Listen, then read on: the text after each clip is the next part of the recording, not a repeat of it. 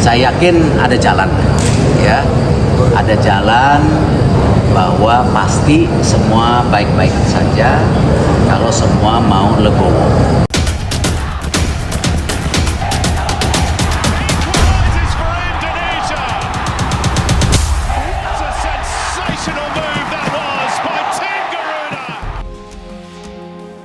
Kabar baik datang dari pemain timnas Indonesia senior Elkan Bagot jelang pertandingan timnya Bristol Rovers di laga lanjutan Ligue 1. Manajer Bristol Rovers Matt Taylor mengungkapkan adaptasi Elkan Bagot bersama skuadnya semakin baik dibandingkan 3 pertandingan terakhir. Elkan Bagot dipastikan akan kembali bermain membela Bristol Rovers pada malam ini. Matt Taylor menyebut dari 3 rekrutan pemain anyar Bristol Rovers, perkembangan pesat dialami oleh Elkan Bagot dibandingkan 2 pemain anyar lainnya, Brandon Aguilera dan Harry Vaughan. Bahkan Brandon Aguilera harus kembali ke klub lamanya Nottingham Forest karena sang pemain mengalami cedera hamstring yang memaksanya menepi untuk beberapa pekan ke depan. Matt Taylor pun menjanjikan permainan yang lebih baik untuk Elkan Bagot. Selama ini menjadi waktu tes bagi Elkan dan Harry, di mana mereka harus merasakan tak hanya perubahan permainan, tapi juga perbedaan mencolok karena bermain di kasta lebih rendah, ujar Matt Taylor.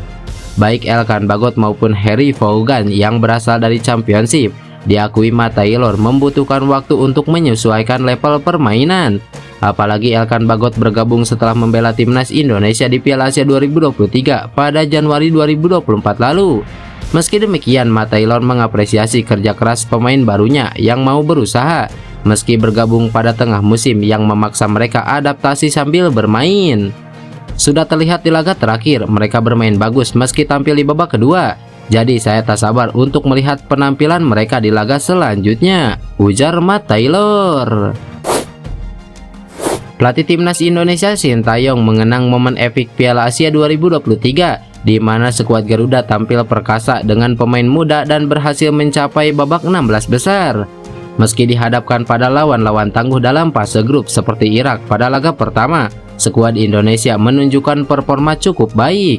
Momen yang mencuri perhatian adalah gol yang dicetak oleh tim Singa Mesopotamia yang diduga offside dalam pertandingan pertama fase grup itu. Sintayong menyatakan kepada media Korea bahwa gol kedua dari Osama Rashid seharusnya tidak diakui oleh wasit. Pelatih asal Korea Selatan itu juga mengecam fakta bahwa meskipun terdapat beberapa kamera VAR, namun mereka tidak mampu mendeteksi kesalahan tersebut. Gol ini dianggap sebagai kerugian besar bagi tim Garuda karena saat itu mereka sedang berusaha mengejar ketertinggalan. Saya masih tetap yakin bahwa gol kedua tersebut seharusnya dianggap offside. Sebagai ilustrasi, dari 10 kamera yang beroperasi, 9 diantaranya dengan tegas menyatakan bahwa itu merupakan offside. Namun saya bingung bagaimana satu kamera bisa berpendapat demikian ketika sebenarnya tidak. Logikanya dipleksi, semacam itu tidak mungkin terjadi jika bola tidak menyentuh kaki lawan. Keputusan tersebut benar-benar mengecewakan saya dan menciptakan rasa frustasi, ujar Sintayong. Pelatih berusia 53 tahun ini mengungkapkan keterkejutannya terhadap reaksi positif para pemain setelah kebobolan 2 gol. Meskipun begitu, skuad Garuda tetap gigih berjuang untuk menyamakan kedudukan. Akhirnya mereka mengakhiri laga dengan kekalahan 1-3 dalam pertandingan perdana fase grup itu. Meski begitu, mental yang kuat dan ketangguhan para pemain saat menghadapi lawan yang lebih unggul dianggap Sintayong menjadi poin penting. Pelatih timnas Indonesia Sintayong bersama keluarganya telah merayakan keberhasilan skuad Merah Putih yang sukses lolos ke babak 16 besar Piala Asia 2023. Di sisi lain, PSSI justru terkesan cuek dengan pencapaian ini. Melalui akun media sosialnya, Sintayong membagikan momen-momen perayaan keberhasilan timnas Indonesia itu bersama keluarganya. Ada beberapa foto yang menangkap kebahagiaan itu. Sintayong membagikan foto dirinya tengah membawa kue. Dia ditemani oleh kedua anaknya Shin Jae-won dan Shin Jae-hyuk. Ada pula istri sang pelatih Cha Yong-ju di tengah momen perayaan tersebut. Selain itu, pelatih asal Korea Selatan itu dan keluarganya juga menyempatkan berlibur dengan bermain ski di padang salju. STY berterima kasih kepada sejumlah pihak yang membuatnya belajar bermain ski.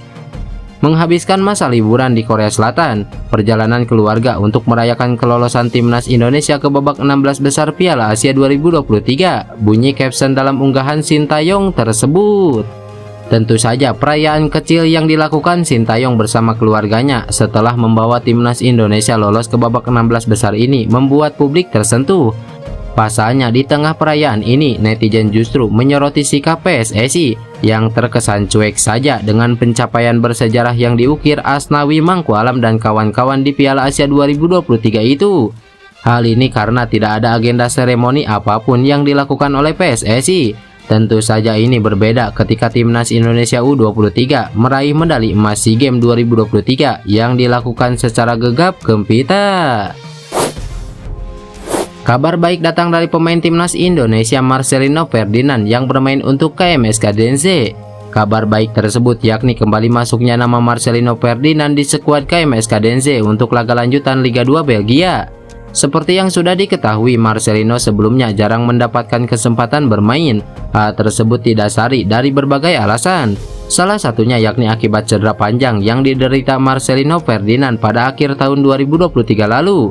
Beruntungnya Marcelino sembuh pada waktu yang tepat, sehingga sang pemain bisa memperkuat timnas Indonesia di Piala Asia 2023. Penampilan Marcelino di Piala Asia 2023 pun cukup apik. Gol Marcelino ke gawang Irak pada laga pertama timnas Indonesia tentu saja menjadi momen terbaik. Setelah dari Piala Asia 2023, Marcelino terus mendapatkan kepercayaan untuk menjadi bagian dari KMS Cadense. Pemain berusia 19 tahun itu kini tercatat telah melalui 3 laga beruntun di Liga 2 Belgia. Dari 3 laga tersebut, Marcelino bermain di 2 laga sebagai pemain pengganti, sedangkan 1 laga sisanya hanya menghangatkan bangku cadangan. Terbaru, Marcelino kembali dibawa KMS Cadense ketika harus melawan SK Beveren.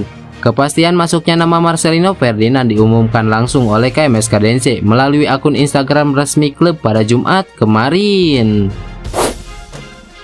Federasi Sepak Bola Korea Selatan atau KFA disarankan segera bertindak bila ingin mengamankan jasa pelatih timnas Indonesia Sintayong. Seperti yang diketahui, KFA kini sedang berupaya untuk mencari pelatih baru sebagai pengganti Jurgen Klinsmann. Menariknya, pelatih timnas Indonesia Sintayong menjadi salah satu kandidat terkuat pelatih anyar timnas Korea Selatan. Media asal Korea Selatan Never Sport menilai peluang Sintayong kembali memimpin Song Heung-min dan kawan-kawan cukup besar. Ada beberapa alasan yang mendasari penilaian tersebut. Seperti contohnya adalah pengalaman Sintayong yang sempat melatih timnas Korea Selatan. Lebih lanjut, Never Sport menyarankan KFA untuk segera bergerak bila ingin benar-benar merekrut Sintayong. Bahkan Never Sport meminta KFA rela membayar penalti ke PSSI bila dibutuhkan. Sebagai informasi, Sintayong kini memang masih memiliki kontrak dengan PSSI. Kontrak pelatih asal Korea Selatan itu bakal berakhir pada bulan Juni mendatang. Pelatih Sintayong memimpin Indonesia selama lebih dari 3 tahun sejak 2020. Sintayong meraih prestasi pamungkas dengan melaju ke babak 16 besar Piala Asia. Jika KFA bisa menyelesaikan masalah seperti penalti dengan PSSI, maka kini adalah waktu yang terbaik untuk sepak bola Korea Selatan untuk mendatangkan kembali Sintayong, ujar media Korea Selatan tersebut. Nama anak striker legendaris timnas Belanda Robin van Persie yakni Squel van Persie sedang jadi perbincangan. Squel van Persie mulai diperhitungkan buat main untuk timnas Indonesia. Ada kabar yang menyebut kalau mantan striker Manchester United Robin van Persie memiliki darah Indonesia yang mengalir dalam tubuhnya. Van Persie kabarnya memiliki nenek seorang yang berasal dari Surabaya, Jawa Timur. Tentu saja garis keturunan Indonesia juga akan berlaku bagi sang anak Squel van Persie. Situasi ini yang membuat Squel van Persie menjadi perbincangan soal potensi dia bermain untuk timnas Indonesia. Isu ini pun langsung mendapatkan respon dari salah satu akun yang sering membahas soal pemain keturunan. Akun tersebut adalah @ftidn yang menyebut kalau Squel van Persie tidak bisa dinaturalisasi karena tak memiliki darah Indonesia. 1000% mustahil untuk dinaturalisasi karena bukan keturunan ataupun Blispers, kata akun @ftidn. Sekilas tentang Squel van Persie, dia saat ini bermain untuk klub Belanda Feyenoord Rotterdam U18. Squel van Persie baru berusia 17 tahun dan bermain sebagai striker di Belanda. Pada musim ini, Squel van Persie telah bermain dalam 11 pertandingan dan mencetak 11 gol bersama Feyenoord Rotterdam U18. Sekedar informasi, memang sejak isu Robin van Persie memiliki keturunan Indonesia tidak pernah terbukti sampai sekarang. Tidak ada literasi atau pernyataan langsung dari sang pemain yang menyebut dia memiliki keturunan Indonesia. Stefano Lillipali terus menunjukkan kegemilangannya bersama Borneo FC di Liga 1 musim ini. Ia sah jadi pemain pertama yang mencatatkan double digit gol dan assist di Liga 1 2023-2024. Teranyar Stefano Lillipali mencetak 1 gol dan 1 assist dalam kemenangan 3-2 Borneo FC atas tuan rumah Persikabo yang membuat tim pesut etam kian mantap memuncaki klasemen sementara kompetisi. Lillipali pun pemain pertama yang mencatatkan double digit gol dan assist di Liga 1 2023-2024. Penyerang 34 tahun itu telah mengemas 10 gol dan 14 assist sejauh ini dari 25 pertandingan bersama Borneo FC. Sayangnya performa apik Lillipali dalam 2 musim terakhir di kompetisi domestik tak serta-merta membuat penyerang naturalisasi berdarah Belanda ini otomatis jadi pilihan utama di timnas Indonesia. Dalam beberapa agenda terakhir, ia tak masuk dalam rencana pelatih timnas Indonesia Sintayong. Lillipali sejauh ini total memiliki 29 caps di timnas Indonesia senior. Sebenarnya dalam banyak kesempatan performa ex bintang Bali United itu bersama skuad Garuda tak terlalu mengecewakan.